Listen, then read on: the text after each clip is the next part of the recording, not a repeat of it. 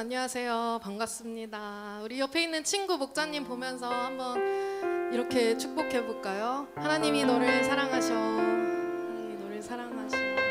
네, 너무 잘 알고 있죠? 우리 다시 한번 기억하면서 주의 이름으로 축복한다고 한번 더 축복해 봅시다. 주의 이름으로 축복합니다. 주의 이름으로 축복하고 사랑합니다. 네, 이제 시험이 좀 어느 정도 끝난 것 같아요. 아직 안 끝났다. 시험 있어요? 글 다 끝났나 봐요. 우리 한번 박수 치고 우리 너무 고생했다고. 네, 우리 시험이 다는 아니죠. 우리의 크신 하나님, 우리를 사랑한다 하시고 우리의 모든 것을 아시며 선한 길로 이끄시는 그 하나님을 우리 함께 자리에 일어서서 주님께 영광과 찬양 올려드리도록 하겠습니다.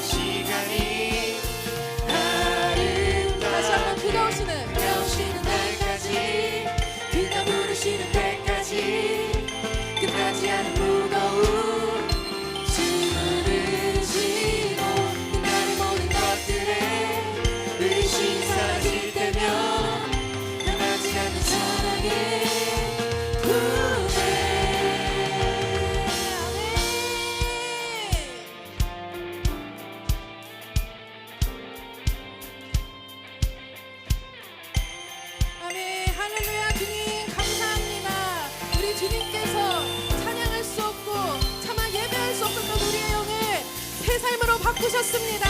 아멘. 할렐루야. 그런 주님을 찬양합니다. 할렐루야. 그런 주님을 우리도 따르겠습니다.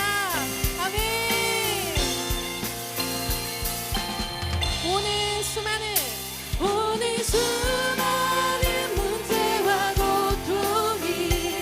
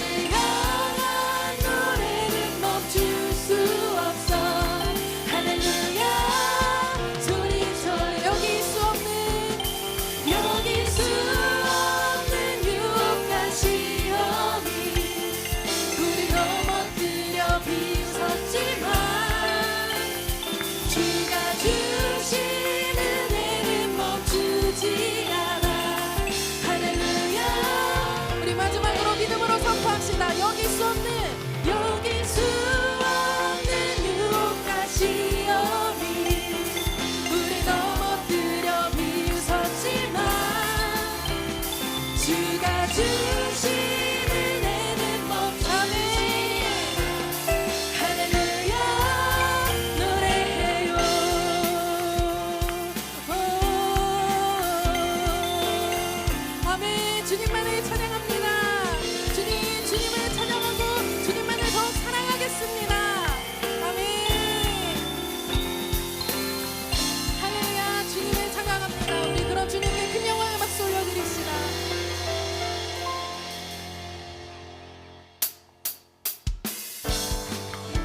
우리에게 첫사랑을 허락하신 주님, 우리 그럼 주님을 기억하면서 우리 기쁨으로 고백합시다. 다 같이 예수 나의, 예수 나의 첫사랑 되시네.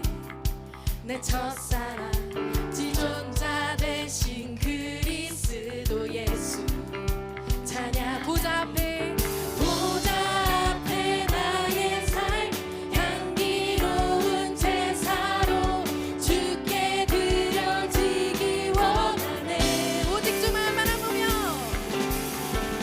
오직 주만 바라보며 나의 삶을 드리네. 다른 길을 찾지 않으리. 아멘. 나의 온전한 열정과 나의 찬양 대신에 주의 길을 따라가리라. 다시 한번 예수 나의, 예수 나의 첫사랑 되시네. 내 첫사랑 지존자 되신 그리스도. 율동 찬양할 수 있으면 함께 찬양합시다. 보좌 앞에 나의 삶이 향기로운 제사로 주께 드려지기 원하네. 아멘. 오직 주만, 오직 주만 바라보며 나의 삶을 드리네. 다른 길을 찾지 않으리. 아멘. 나의 온전한 열정과 나의 찬양 대신에 주의 길을 따라가리라. 다시 한번 오직 주만, 오직 주만 바라보며 나의 삶을 드리네. 다른 길을 찾지 않으리. 헤이. 나의 온전한 열정과 나의 찬양 대신에 주의 길을 따라가리라. 보좌 앞에, 보좌 앞에 나의 삶이 향기로운 제사로 주께 드려지기 원하네. 다시 한번 보좌 앞에, 보좌 앞에 나의 삶이 향기로운 제사로 주께 드려지기 원하네. 우리 전심으로 보좌 앞에 나의 삶이, 보좌 앞에 나의 삶이 향기로운 제사로 주께 드려지기 원하네. 정말이십니까? 우리 손을 높이 들고 보좌 앞에, 보좌 앞에 나의 삶이 향기로운 제사로 주께 드려지기 원하네. 오직 주만 바라보며 나의 삶을 드리네. 다른 길을 찾지 않으리. 헤이. 헤이. 나의 온전한 열정과 나의 찬양 대신에 주의 길을 따라가리라. 다시 한번 오직 주만, 오직 주만 바라보며 나의 삶을 드리네. 다른 길을 찾지 않으리. 아멘. 나의 온전한 열정과 나의 찬양 대신에 주의 길을 따라가리라. 아멘. 주님 감사합니다. 주님만을 찬양합니다. 아멘. 우리 자리에 앉아서 계속해서 주님을 찬양합시다.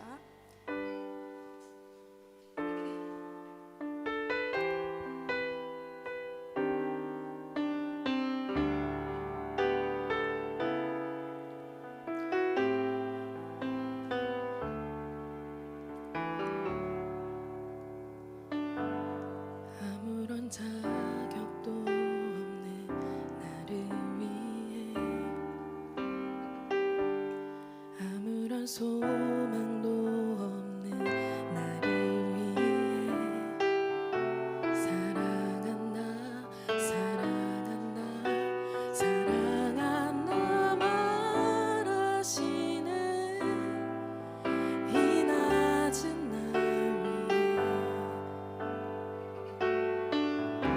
이제 나는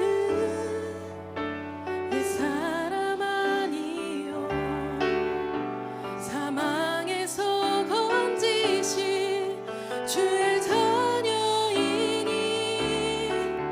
그 한없는 주의 사랑 안에 기쁨으로 걸어가겠네.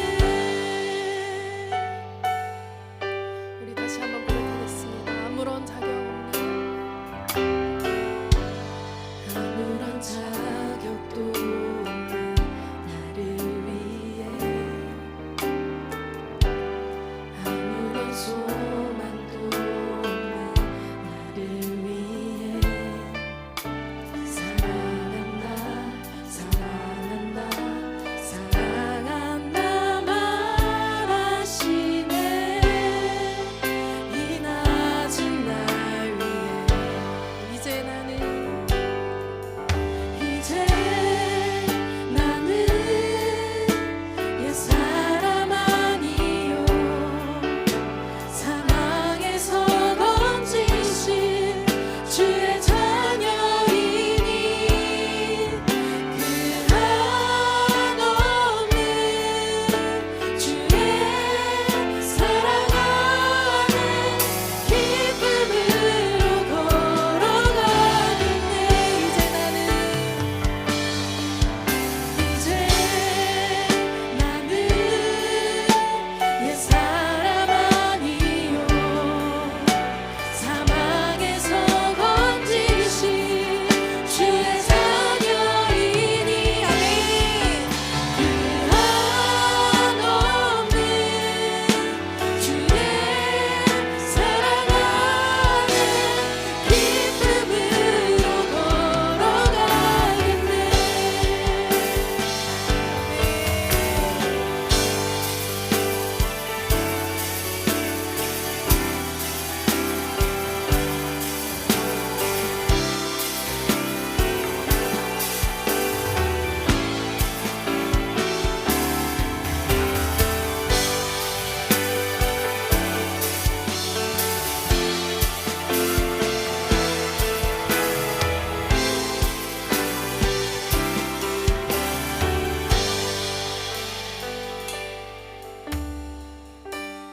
나의 사랑 나의 어여쁜 자야 일어나 손을 잡고 함께 가자 사랑한다 사랑한다 사랑한다 말하시네 세상 끝날까지 아멘. 이제 나는 옛사람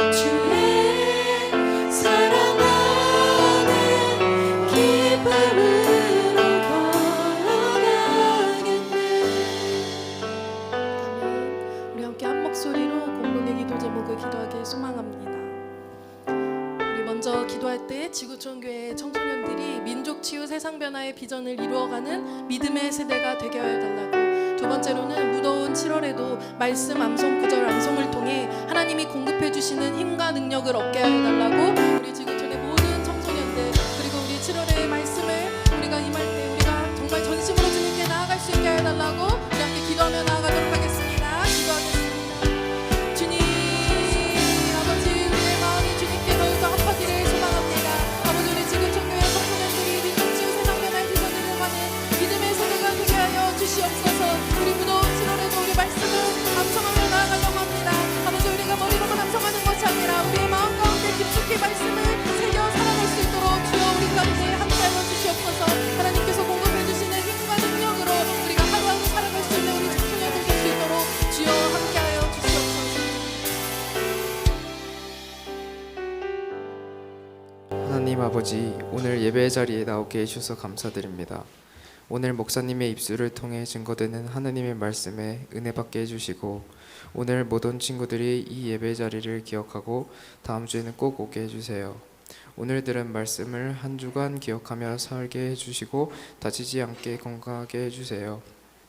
시험 공부하는 친구들에게 힘을 주시고 시험 보는 친구들 모든 좋은 결과 있게 도와주세요. 예수님의 이름으로 기도드립니다.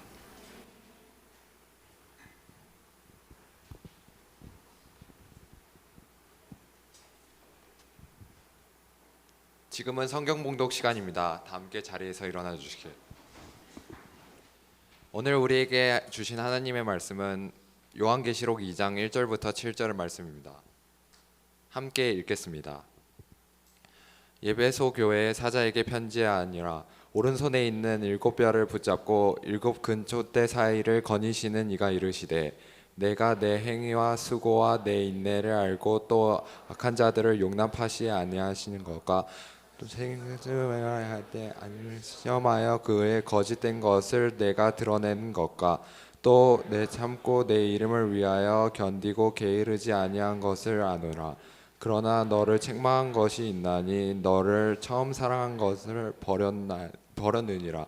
그러므로 어디서 떨어졌는지 생각하고 회개하여 처음 행위를 가지라. 만일 그러하지 아니하고 회개하지 아니하면 내가 내게 가서 내 촛대를 그 자리에서 옮기리라. 오직 내게 이것을 내가 니골라 당의 행위를 미워하는도다. 나도 이것을 미워하노라. 귀 있는 자는 성령이 교회들에게 하시는 말씀을 들을지어다. 이기는 그에게는 내가 하나님의 낙원이 있는 생명나무의 열매를 주어 먹게 하리라. 아멘.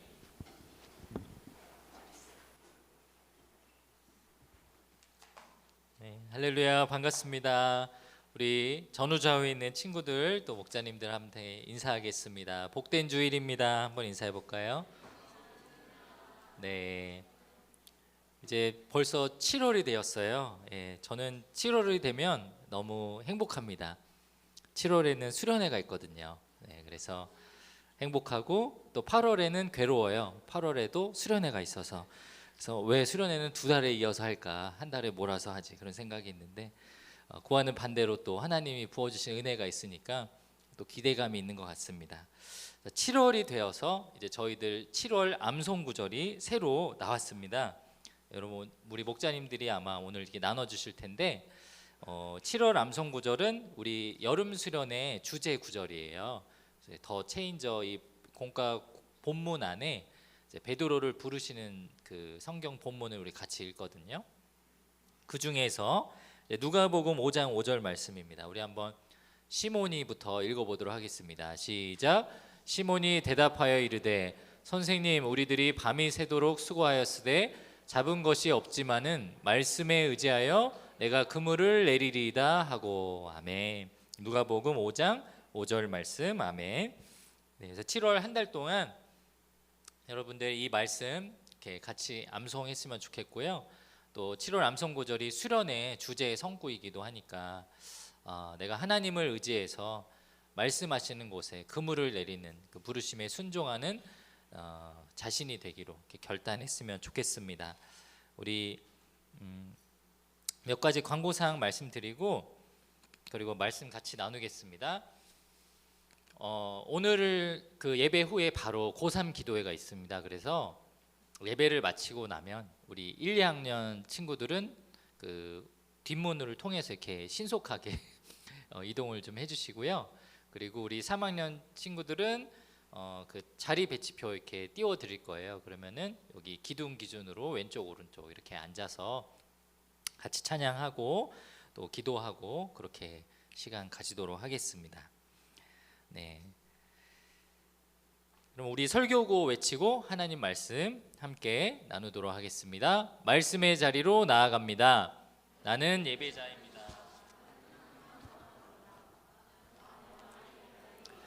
이곳에 하나님이 계십니다. 아멘. 네, 오늘은 참 여러분들 오랜만에 보는 성경이죠. 요한계시록 2장에 있는 말씀을 가지고 요한계시록 이 성경을 주신 이유라는 제목으로 하나님 말씀 함께 나누도록 하겠습니다. 이제 7월을 맞이하면서 하나님께서 저희에게 참 어려운 본문을 주셨습니다. 요한계시록. 이 성경을 뭐 매일 큐티하는 친구들도 있고 또 목자님들 계시겠지만 이 요한계시록이라는 책을 신앙생활하면서 뭐 즐겨 본다라든지 가까이 본다라든지 그런 경험들이 흔치는 않은 것 같아요. 몇 가지 이유가 있는데 첫 번째는 이 성경이 신약 성경, 그거 구약 성경 다 통틀어서 성경의 제일 마지막 권에 있다는 거죠. 상식적으로 생각해 보면 우리가 성경 통독을 시작할 때 어디서부터 시작해요? 창세기부터 시작하죠. 그리고 어디서 마치죠? 창세기에서 끝나잖아요. 더 이상 진행이 안 되는데 언제 요한계시록까지 읽어보냐. 예, 사실 그런 것 같아요. 저도 양심적으로 통틀어서 요한계시록 채 한 15번 이상 안 읽어본 것 같아요. 그리고 가장 큰 이유는 이 책 제목처럼 요한계시록이라고 하는데 이 책에 있는 내용들이 읽어도 무슨 말인지 잘 이해가 되지 않는 거죠. 그래서 여기 성경에 있는 대로 그대로 요즘은 AI가 발달해서 막 그림으로 다 보여줬는데 저 모습을 보고 아 이게 하나님을 가리키는 건지 예수님을 가리키는 건지 마귀를 가리키는 건지 때때로 헷갈릴 때도 있어요. 그러니까 여기 나오는 용어들이나 그 묘사된 그림들을 상상해 볼 때 이게 아 이거구나라고 딱 들어맞게 해석이 잘 안 되기 때문에 어려워서 우리가 읽기가 참 어렵다는 것입니다. 우리가 이제 성경 66권을 정경으로 읽잖아요. 구약이 몇 권이에요? 39권, 신약이 27권. 이 총 66권을 우리가 성경으로 읽는데 예수님이 이 땅에 오시기 전에 구약 39권은 어느 정도 채택이 되어 있었어요. 그래서 BC 150년 정도 되었을 때 구약 성경으로 채택할 만한 성경들을 정해놓고 그리고 이 성경들 우리가 구약으로 인정을 하자라는 회의들이 있었습니다. 그리고 나중에 이제 AD 90년경에 얌리아 회의에서 그걸 확정을 지어요. 자, 그러면 신약 성경 27권은 언제 정해졌을까? 이 신약 성경 27권은 예수님이 오시고 난 다음부터 쓰여지기 시작했거든요. 여러분 상식적으로 생각을 해보세요. 신약 성경 27권 중에 가장 먼저 쓰인 책이 뭘까요? 예수님하고 같이 다녔던 제자들이 예수님에 대해서 기록했던 복음서겠죠. 네, 그리고 시대적으로 보면 고린도전서가 제일 먼저 쓰였다라고 성경학자들이 주장을 합니다.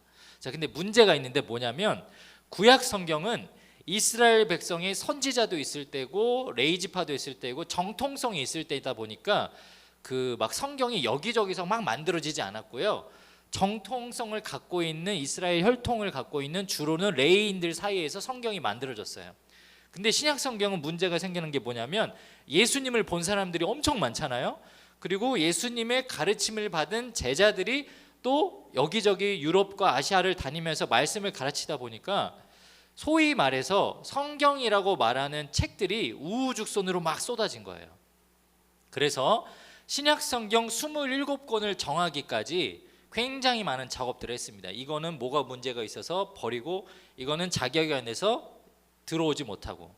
그래서 신약 성경을 채택할 때 중요한 4가지 기준이 있었는데 첫 번째 기준은 사도성이에요. 이 성경이 정말 예수님의 제자들에 의해서 기록된 책이냐 혹은 제자 수준으로 예수님과 가까이 있었던 사람이 쓴 책이냐. 두 번째는 내용이죠. 그 내용에 예수님을 정말 증거하는 내용들이 들어가 있느냐. 뭐 내용 중에 뭐 베드로가 뭐 그때 되게 수고했다. 베드로는 정말 킹왕짱 대단해요. 뭐 이렇게 사람을 칭찬하는 내용보다 예수님에 대해서 증거하고 있느냐, 이게 중요한 거죠. 세 번째는 보편성.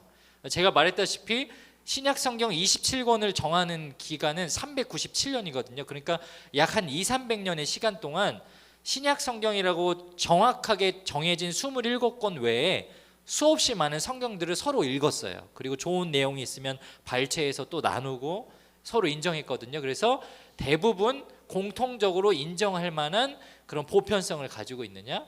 그리고 마지막 네 번째는 영감이죠. 이게 정말 성경을 읽으면 읽을수록 하나님에 대해서 이해하게 되고 기도하게 되고 그런 영적인 능력이 있느냐.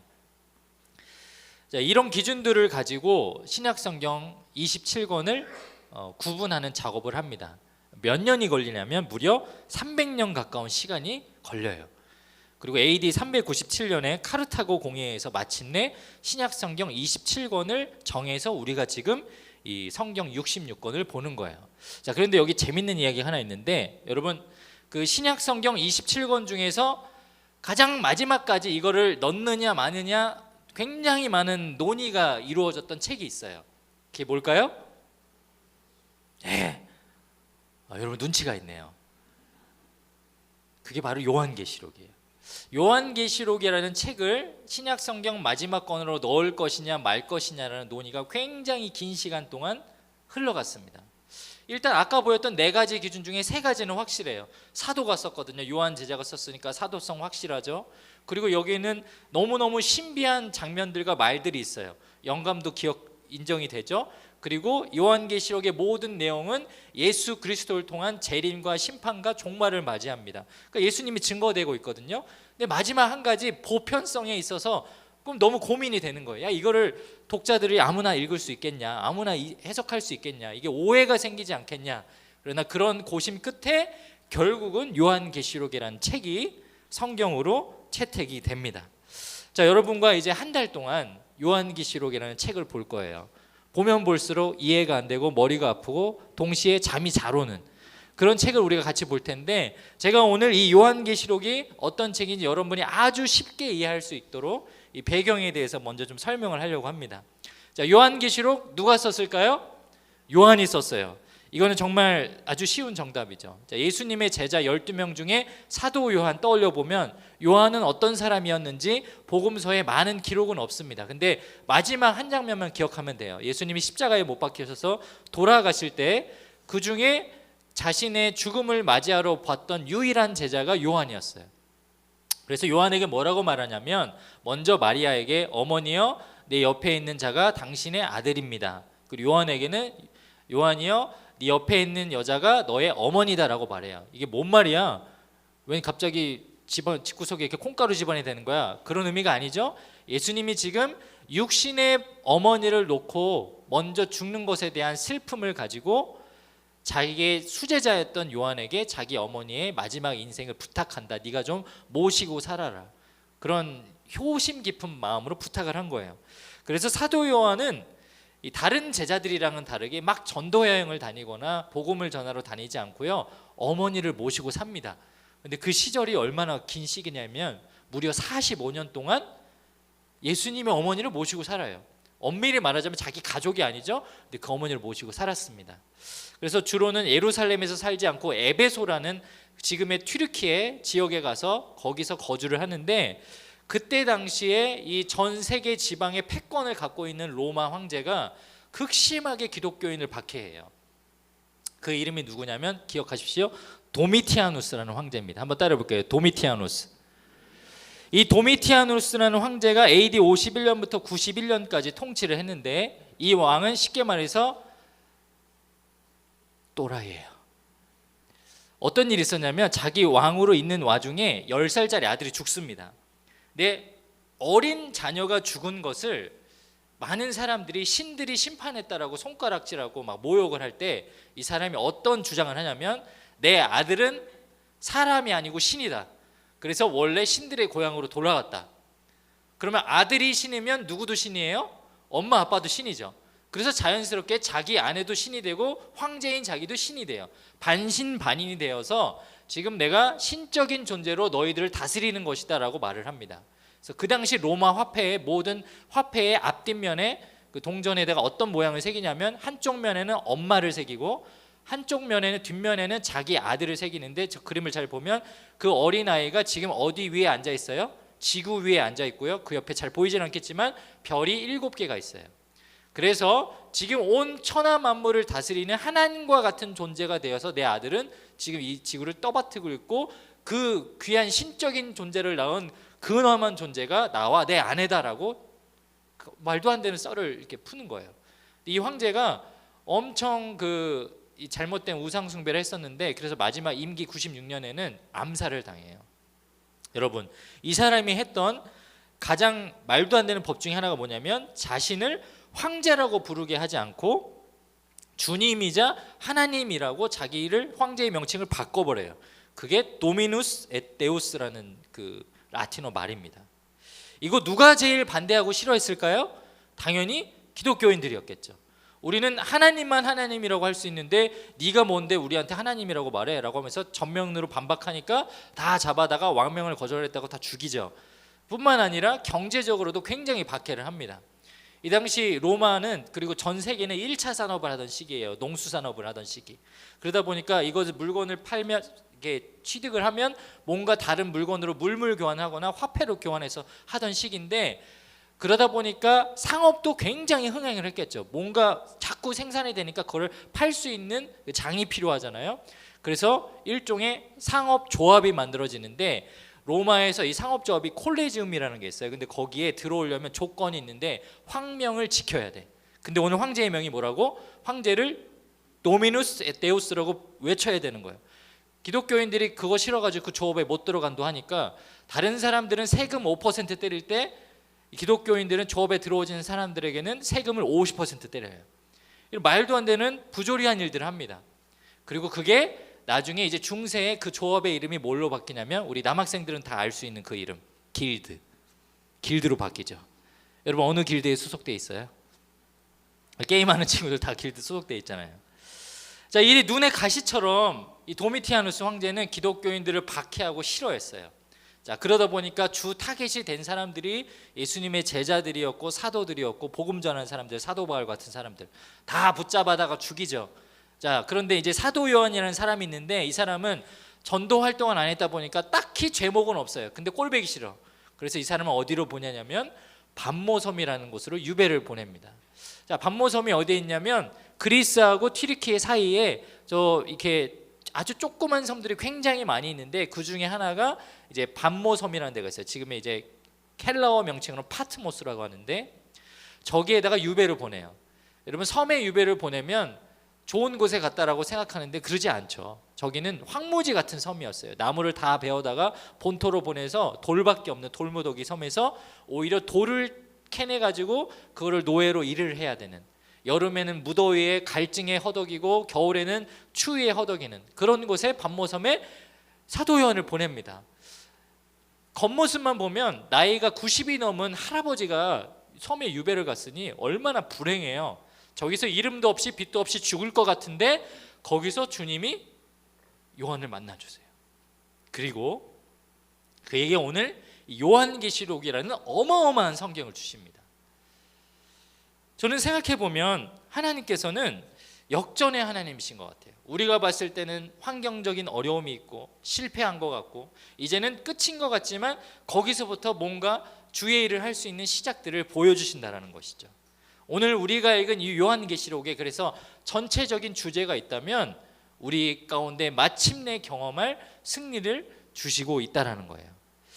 구체적으로 그러면 요한계시록에 나오는 이 내용의 몇 가지 특징을 한번 나눠 보려고 합니다. 자, 첫 번째는 뭐냐면 요한계시록은 예수님에 관한 책이에요. 예수님. 야, 요한계시록이 어떤 책이야? 아, 그거 막 하나님의 교회 뭐 여호와 증인 이런 데서 막 컬러풀하게 막 전도지 만들어줘. 종말을 아십니까? 어머니 하나님 아십니까? 막 약간 좀 이상한 것 같던데요. 너무 어렵던데요. 근데 요한계시록만큼 심플한 책이 없어요. 사실은 요한계시록은 예수님에 대해서 가르치는 책이에요. 예수님이 죽으시고 부활하셔서 저 하늘 보좌 우편에서 우리를 위해서 뭘 하고 계시는지 가르쳐 주시거든요. 그래서 이 책에는 대부분의 내용들이 예수님에 대해서 증거하는 것입니다. 요한계시록 1장 1절에 보면 이렇게 시작을 해요. 예수 그리스도의 계시라. 내가 오늘 이 환상으로 본 이 성경의 말씀은 예수님이 당신들에게 들려주는 이야기입니다라고 아예 성경에 적혀 있어요. 요한계시록은 철저하게 예수님께 초점이 맞추어져 있고 이 교회들에게 어떤 평가와 말씀을 하시는지, 멸망의 때에 어떤 징조가 있는지, 믿는 자들이 어떻게 승리를 경험하는지 나와 있죠. 자, 두 번째로 요한계시록은 저와 여러분처럼 끝까지 견디는 자들에게 승리를 주신다라는 교훈이 담겨 있습니다. 지금은 너무 힘들고 도미티아누스 황제 때문에 막 죽음의 위기가 있고 어렵지만 견디고 버티면 마침내 승리가 온다라는 거예요. 그래서 요한계시록 말씀을 시작하자마자 첫 번째가 7교회에 대한 이야기가 나와요. 여러분, 그 당시에 교회가 7개밖에 없을까요? 아니에요. 교회가 수두룩하게 많았어요. 근데 왜 7교회를 지칭해서 말을 하냐면 여기 나오는 7교회가 지금의 시대를 대변하거든요. 각각 7교회가 경험했던 어려움들이 역사 속에서 계속 되풀이 되거든요. 그래서 그걸 아시고 예수님이 말씀하시는 거예요. 첫사랑을 잃어버린 것, 물질에 눈이 먼 것, 권력에 탐난 것, 음행하는 것, 사단에게 넘어가서 거짓에 휩싸인 것들, 이것이 지금 시대에 저와 여러분들이, 이 시대의 교회들이 겪는 어려움들이지 않습니까? 그럼에도 불구하고 예수님은 이것들을 견디고 버티면 오늘 우리가 읽은 2장 7절의 말씀처럼 이기는 자가 되어서 마침내 승리를 경험한다라는 거예요. 그래서 구약 성경에 수없이 나오는 할렐루야, 하나님을 찬양하라라는 마침내 승리와 화목과 평안을 상징하는 그 할렐루야라는 단어가 신약 성경에 유일하게 요한계시록에만 딱 기록되어 있어요. 요한계시록 19장 1절에 이 일 후에 내가 들으니 하늘에 허다한 무리의 큰 음성 같은 것이 이르되 할렐루야, 구원과 영광과 능력이 우리 하나님께 있도다. 여러분, 송구영신 예배 때마다 듣는 그 찬양 있죠? 핸델의 메시아, 할렐루야. 우리 송구영신 예배 카운트다운하고 해피 뉴 이어 하면 바로 그 찬양 나오잖아요. 할렐루야, 할렐루야, 할렐루야, 할렐루야, 할렐루야. 전능의 주가 다스리신다. 할렐루야, 할렐루야. 여기까지만 할게요. 여러분, 그 찬양 들으면 뭐가 상상이 돼야 돼요? 천국이 상상이 돼야 돼요. 그 핸델의 메시아가 요한계시록 19장 말씀을 보고 마침내 저 천국에 들어가서 새하늘과 새 땅에 수없이 많은, 숫자로는 14만 4천 명이지만 상징적으로는 무수히 많은 이 땅의 온 무리들이 흰 옷을 입고 찬양하는 모습을 묘사한 거예요. 핸델의 메시아, 나중에 유튜브 가서 집에서 들어보세요. 이어폰 끼고 소리 이빨 키우고 천국을 경험합니다. 하나님께서 이 요한계시록을 주신 이유가 무엇일까? 저는 이렇게 생각해요. 여러분, 살다가 고등학생이지만 힘들고 어렵죠. 도대체 인생이 내 맘대로 되지 않아서 절망되고 낙심되죠. 그때 누군가 와서 야, 너 인생 망한 것 같아? 아니야. 너 지금 야구로 치면 한 3회 초 같은 사는 건데 9회 말 되면 너 무조건 이겨. 누가 와서 너 이길 거야, 승리할 거라고 말해주면 힘이 나지 않겠어요? 성경이 오늘 그런 메시지를 저와 여러분에게 하는 거예요. 요한계시록 22장밖에 안 돼요. 근데요, 이 성경이 참 감사한 것이 출애굽기나 다른 성경처럼 한 장인데 막 4, 50절 그렇게 있지 않아요. 한 장 해봤자 20절 다 미만이에요. 22장을 읽는데 빨리 읽으면 20분이면 읽고 30분이 채 안 걸려요. 근데 여러분 하루에 한 번씩만 읽어보세요. 7월 한 달 동안만. 여러분 가운데 이 말씀이 무슨 말인지는 모르지만 하나하나 깨닫게 되고 주님께서 너에게 정말 어떠한 승리를 주고자 하시는지, 이 절망의 때에 악한 시대 가운데 그리스도인들을 하나님께서 어떻게 붙들어 주시는지 놀라운 위로와 힘을 주실 거예요. 진심으로 권면합니다. 한 달 동안 여러분 요한계시록 말씀을 한번 읽어보세요. 마지막으로 이 요한계시록 특징이 뭐냐? 상징은 잘 몰라도 됩니다. 여기 보면 막 666 아마겟돈 나오고 막 짐승 나오고 막 회개한 동물들 나오죠. 그거 막 뭐 머리로 긁려보려고 하고 막 옆에다 숫자 적으면서 이해하려고 노력하지 않아도 돼요. 그 시간에 영어 단어 하나 외우세요. 상징은 잘 몰라도 괜찮아요. 자, 대표적인 거 하나만 얘기해 볼게요. 666 이게 뭐예요? 여러분 사단의 숫자, 막 사탄 막 이렇게 알고 있죠. 그래서 막 6이라는 숫자에 대한 부정이 있죠. 그럼 여러분 통장 계좌번호에 6 들어가면 안 되고 여러분 핸드폰 번호에 6 들어가면 안 돼요? 여러분 수험번호 받았는데 수험번호가 066번이야. 재수 없어, 나 수능 망이네, 이런 거예요? 아무 의미 없어요. 상징은 그냥 이게 잘못된 건데, 다음 페이지 넘겨주시면 666이 뭐냐면 요한계시록 13장에 두 짐승에 대한 설명이 나오거든요. 땅에서 바다에서 짐승 두 가지가 나오는데 얘네가 세상을 다 괴롭히고 세상을 다 긁어먹어요. 그리고 그때 이 사람들에게 숭배했던 사람들이 몇 명이냐? 666명이다라고 기록되어 있으니까 666이 뭔가 문제가 있어. 아니요, 근데 이게 히브리식 문화예요. 히브리식은 숫자가 단어를 표현하고 단어가 숫자를 표현하는 문화가 있어요.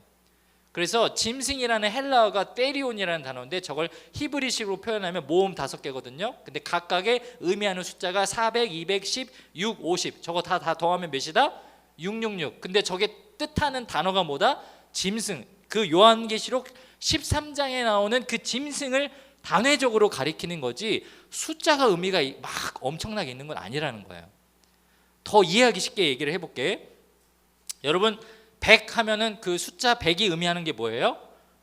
여러분한테는 100 하면은 만점 맞았다, 잘했다, 이런 뜻이죠. 한국 사회에서 숫자 4 하면 어떤 의미예요? 한문 죽을 사랑 연관지어서 재수없는 숫자죠. 그래서 아직도 오래된 아파트 보면 4층이 F로 되어 있고 심한 아파트는 103호 있고 104호 건너뛰고 35 라인 이렇게 하잖아요. 그게 문화가 주는 어떤 의미지 그게 절대적인 의미는 아닌 거예요. 전 세계적으로 통용되는 히브리식과 헬라식으로 통용되는 문화지. 그래? 어린이 축제 화이팅? 쟤네들이 지금 축제라 신이 나서 그래. 막 지금 아무데나 문 열고 더 체인저 세상을 변화시킨 어린이가 되라. 자, 이게 숫자가 막 중요한 건 엄청난 게 아니라는 거예요. 7 하면 여러분 어떤 숫자가 떠올라요? 7 하면 어떤 의미예요? 행운, 럭키.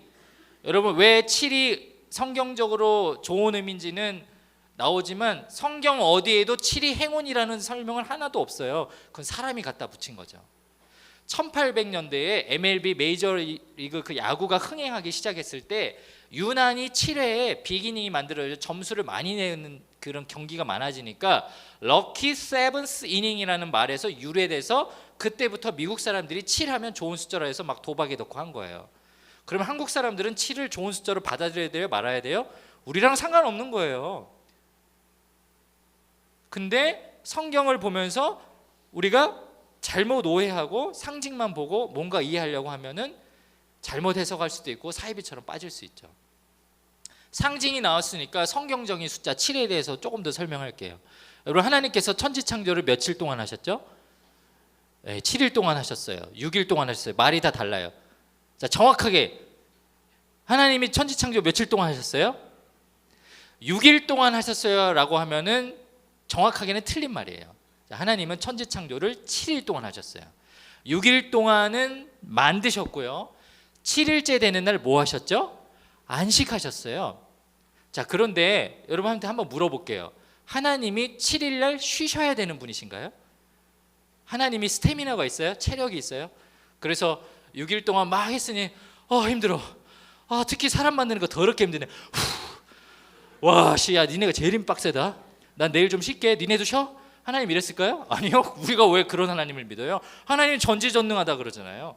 자, 다시 생각해 보면 하나님이 7일을 안식하셨다라는 것은 구약 성경 출애굽기 성경을 읽어보면 쉽게 이해가 되는데 사람들에게 안식일을 기념하여 지키라고 하죠.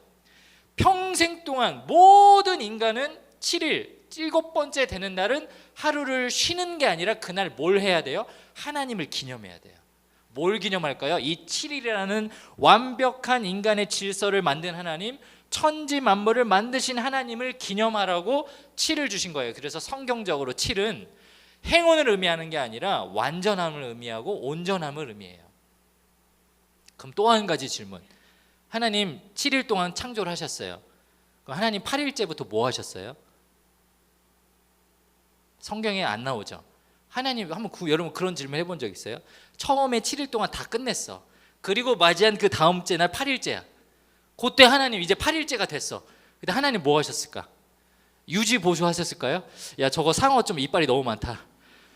악어 좀 너무 싸납다. 조금만 좀 온순하게 하자. 멧돼지 너무 들이받는다. 속력 좀 낮추자. 이랬을까요? 아니요. 모든 성경 기자들이 공통적으로 말하는데 하나님이 천지 만물을 만드신 것이 지금까지 아무것도 사라지지 않고 그대로 있어요. 그럼 무슨 뜻이냐면 하나님이 만드신 것은 완전하다는 거예요. 그래서 히브리식에서 숫자 8은 무엇을 의미하냐면 영원하다는 것을 의미해요. 영원하다. 그거를 나중에 사람들이 아라비아 숫자를 만들면서 발견했죠. 8을 옆으로 눕히니까 뭐가 돼요? 무한대, 인피니티가 돼요. 가수 인피니트가 아니라. 하나님께서 상징적으로 우리에게 이런 것들을 가르쳐 주시는 장면들이 많이 나와요. 제가 요한계시록 개관을 설명하다 보니까 시간이 다 됐어요. 지금 몇 시야? 10시 47분. 아직 시간 남았네. 본격적으로 그러면 우리가 요한계시록을 이런 개념을 가지고, 계시록은 예수님을 가리키는 성경, 끝끝내 버티고 견디는 자에게 승리를 주시는 성경이라는 것을 알고 이해하고 이제 오늘 본문을 들여다보는 겁니다. 자, 오늘 우리가 읽은 이 본문이 뭐냐면 그 예수님 말씀하신 7 교회 중에 첫 번째 교회 에베소 교회를 향한 편지를 우리 요한이 기록을 했습니다. 이 에베소 교회를 향한 메시지를 통해서 깨달아야 할 것 2가지 영적인 원리만 우리 함께 나눴으면 좋겠습니다. 첫 번째는 무엇이냐? 수고하고 인내하며 믿음을 끝까지 지키라는 거예요. 한번 따라해 보겠습니다. 수고하고 인내하며 믿음을 끝까지 지켜라. 네, 오늘 이 요한이 쓴 교회는 에베소에 있었습니다. 그래서 에베소 교회라고 했는데요. 이 에베소라는 지역이 어떤 지역이냐면 항구 도시였어요. 그리고 서쪽으로는 그리스, 더 넘어가면 로마, 동쪽으로는 튀르키예, 그리고 중동 지방을 잇는 허브 역할을 했어요. 항구 도시고 무역이 활발하다 보니까 뭐가 많았을까요? 일단은 사람이 어마어마하게 많았을 거예요. 그리고 물건들도 엄청나게 많아서 시장 마켓도 어마어마하게 많았을 거예요. 그리고 세 번째로 가장 유명한 게, 에베소 하면 가장 유명했던 게 뭐냐면 아데미 신전이었어요. 우상 숭배. 그들이 영적으로 굉장히 음란하고 문제가 많았을 때에 사도 바울이 전도여행을 하다가 3차 전도여행 때 에베소에서 애착을 가지고 무려 2년 동안 머물러요. 여러분, 사도 바울은 평생 동안 이곳저곳을 막 군사처럼 돌아다닌 사람인데 한 지역에 2년을 머물렀다. 이 말인즉슨 정말 이 지역에 영적으로 억눌려 있는 것들이 많았다라는 거죠. 거기서 복음을 애써 전한 거예요. 근데 에베소는 그리스랑 가깝다 보니까 철학자들도 많아서 막 말하기 좋아하는 사람들이 많았어요. 그 중에 굉장히 돈이 많은 연구가 한 사람 있었는데 그 사람의 이름이 투란노스라는 사람입니다. 그 사람은요 도서관도 가지고 있었고요, 마음껏 모여서 토론할 수 있는 토론장 회당도 가지고 있었어요. 그 투란노스라는 사람의 자리에 가서 사도 바울이 복음을 전하고 합니다. 그 투란노스가 우리나라 말로 표현하면 뭐냐면 두란노예요. 두란노. 지하에 두란노 문고 있죠. 그러니까 두란노는 지명을 말하는 게 아니라 사람을 지칭하는 거예요. 하나님의 자리에서 복음이 전파되었던 그 자리, 그 회당을 기념했던 사람입니다. 자, 여러분 생각을 해보세요. 내가 예수 믿는다고 하는데 주변에 다른 사람들은 다 예수님 안 믿어요. 다 우상 숭배해요. 먹고 사는데 관심이 많아요. 그러면 복음을 지키기가 너무 어렵겠죠. 그런데 하나님이 이들을 어떻게 칭찬하는지 보십시오. 요한계시록 2장 2절에서 3절 쉬운 성경 말씀 한번 읽어보겠습니다. 시작. 나는 내 행위를 알고 있다. 그 수고와 인내, 또 네가 악한 자들을 그대로 두지 않고 스스로 믿음의 형제인 척하는 자들을 시험하여 그들이 가짜인 것을 밝혀낸 일도 잘 알고 있다. 너는 나를 위해 고난을 참고 낙심하지 않으며 잘 견뎌주었다. 오늘 예수님이 기가 막힌 칭찬을 하시는데요, 저는 이 2절 3절 중에 제 마음에 제일 와닿는 표현이 뭐였냐면 이거였어요. 네가 수고한 것을 알고 있다. 네 행위를 알고 있다. 여러분 힘들잖아요. 어렵잖아요. 때로는 부모님도 여러분이 얼마나 노력하는지 알아주지 않잖아요. 그때 누군가 와서 너 진짜 열심히 살았구나, 너 최선을 다하고 있구나, 너 너무너무 힘들었구나, 내가 알아, 내가 다 기억하고 있어, 그렇게 위로해주면 얼마나 큰 힘이 될까요? 사랑하는 여러분, 저와 여러분이 맞이한 어려움들을 예수님은 다 알고 계세요. 그리고 오늘 에베소 교회를 축복했던 그 메시지로 우리들을 격려해주고 계십니다. 다 알고 있다고, 수고한다고, 힘든 거 내가 다 이해한다고. 하나님의 음성을 듣고 여러분 끝까지 견뎌내는 믿음의 사람이 되길 축복합니다. 두 번째로 이 에베소 교회를 향한 메시지를 통해서 깨달아야 할 것은 무엇인가? 주님을 향한 마음을 끝까지 잃지 말라라는 것입니다. 한번 따라해 볼게요. 주님을 향한 마음을 잃지 말라는 것입니다. 에베소 교회를 칭찬하시고 나서 아이러니하게도 그 바로 다음 절에 또 책망도 하세요.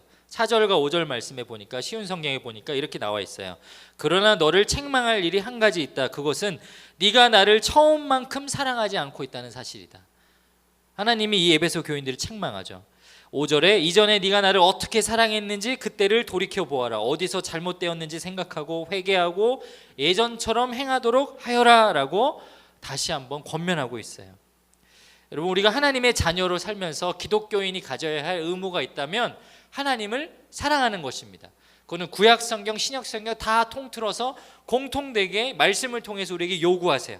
하나님을 사랑하는 것은 단순히 여러분이 여자친구, 남자친구, 어느 대상을 좋아하는 그런 사람의 사랑이 아니고요. 말씀을 있는 대로 지키고 기도하고 예배의 자리를 나가고 말과 생각과 행동이 따르는 사랑의 모습이죠.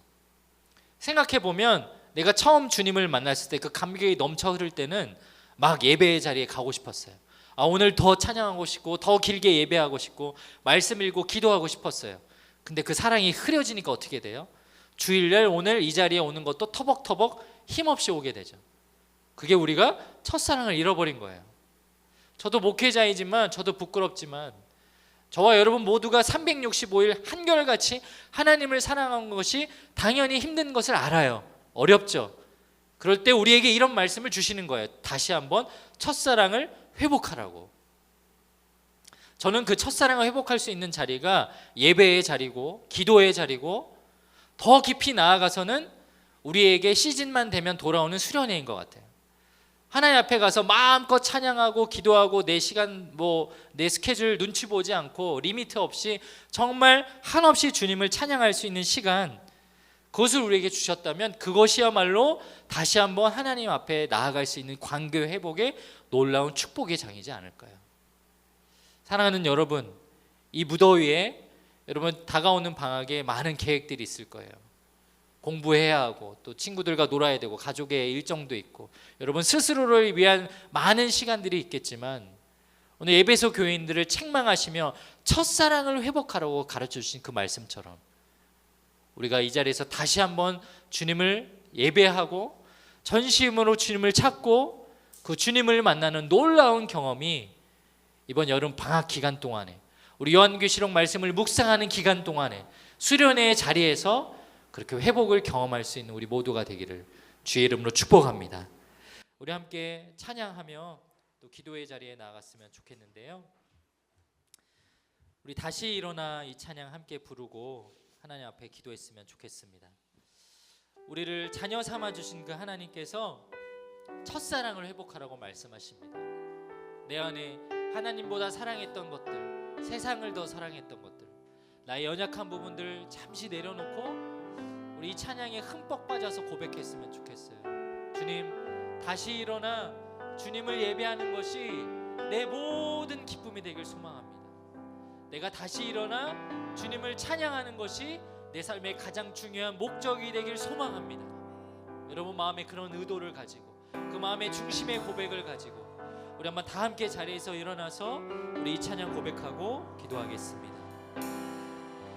나는 내 마음의 복음이 흥했던 곳에서 다시 아버지를 만나고 주님 내 마음에 연약한 눈물의 끝에서 또 나를 반겨주시네. 작다 생각했던 그의 부름 다시 나를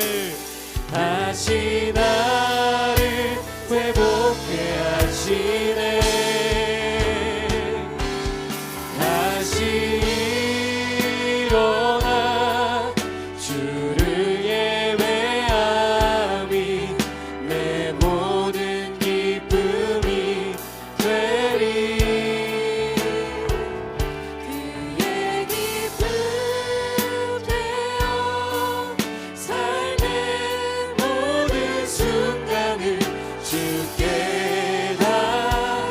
처음부터 다시 한번 고백하겠습니다. 나는 내 마음의 복음이, 나는 내 마음의 복음이 응했던 곳에서 다시 아버지를 만나고, 주님 내 마음이, 주님 내 마음에 연약한 눈물의 끝에서 또 나를 반겨주시네. 작다 생각했던 그의 우리를 다시 회복의 자리로 부르십니다. 회복해 하시네. 다시 일어나, 주를 예배함이 내 모든 기쁨이 되리. 주의 기쁨 되어 삶의 모든 순간을 주께 다. 다시 일어나, 다시 일어나, 주를 예배하니 내 모든 기쁨이 되리. 그의 기쁨 되어 삶의 모든 순간을 주께 다 내어드리. 우리 시간 함께 기도했으면 좋겠습니다. 하나님, 말씀의 자리, 예배의 자리, 내가 다시 하나님을 사랑하는 그 자리로 회복시키고자 지금도 기다리고 계심을 오늘 말씀을 통해서 깨달았습니다. 하나님, 이 마지막 시기에 우리들 모두가 견디는 자들이 되게 하여 주시옵소서. 믿음 잃지 않고 끝까지 이기는 자 되게 하여 주시옵소서. 아멘. 그러기 위해서 하나님과 나의 사랑을 다시 한번 회복해야 합니다. 주님, 우리가 주님 바라보며 주님의 그 첫사랑을 회복하게 하여 주시옵소서. 아멘. 오늘 이 예배의 자리에서, 말씀의 자리에서, 특별히 여름 수련회의 자리에서 그 놀라운 회복을 경험할 수 있도록 인도하여 주시옵소서.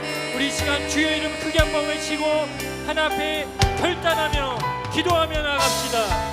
주여, 주님을 향한 그 첫사랑을 우리가 기억하길 소망합니다. 하나님, 하나님, 함께하신 우리가 놀라운 받은 회복의 그 역사들이 사랑을 다시 한번 우리 삶에서 기억하고 시작되길 아버지의 소망합니다. 이 요한계시록의 말씀을 통하여 하나님 약속하신 놀라운 승리를 경험할 수 있는 이기는 자들로 저희들을 붙잡아 주시옵소서. 말씀에 사로잡혀 하나님 떠나지 아니하고 다시 한번 일어날 수 기도의 있도록 우리의 자리에 마음 끌려 가운데 임하여 하나님께 주시옵소서. 불멸 아버지, 매달린 나의 삶 자들에게 가운데서, 아버지, 우리 우리 예배의 학교에서, 아버지, 내가 학업 중에서, 아버지, 언제나 나와 함께 하시는 그 하나님을 기억하며 나아가는 그날에게 하여 주시옵소서. 우리 놀라운 주님, 주의 사랑하는 백성들, 주님, 주의 나의 자녀들이 될 수 사랑보다 더 있도록 크게 나를 우리 사랑하신다는 함께 주님, 하시고 그런 도와주시옵소서. 주님께 주님 나는 나아갈 수 있도록 아버지, 우리의 마음 가운데 온전히 주님 함께하여 주시옵소서. 붙들어 주옵소서. 다시 일어나, 다시 일어나, 주를 예배하니 내 모든 기쁨이 되리. 주의 기쁨 되어 삶의 모든 순간을 주께 다 내어드리. 다시 일어나, 다시 일어나, 주를 예배하니 내 모든 기쁨이 되리.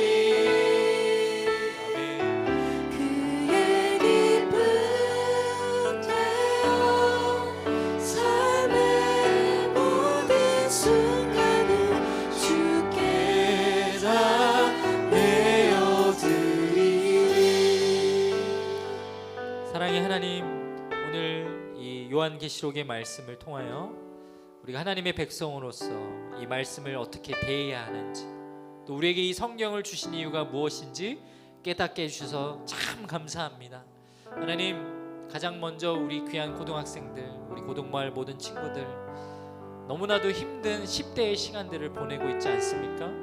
주님 우리에게 내가 다 안다고 네 수고를 안다고 그 축복의 메시지를 들을 만큼 주님 떠나지 않고 예배의 자리 지키는 신실한 주의 자녀들 되게 하여 주시옵소서. 아멘. 또한 저희들 하나님과의 그 첫사랑을 잃어버리고 게을러지고 무능해진 그런 나쁜 모습들이 있다라면 주님께서 그분들을 주님께서 다시 한번 기억나게 하시고 회개하게 하시고 돌이키게 하여 주시옵소서. 아멘. 그래서 오늘 이 계시록의 말씀처럼 마지막 그 새 하늘과 새 땅에 입성할 하나님 천국 백성으로서 이 땅에서의 모든 힘들고 어려운 그 모진 삶들을 끝까지 믿음으로 이겨내며 주님 주시는 승리를 쟁취하는 믿음의 자녀들 되게 하여 주시옵소서. 아멘.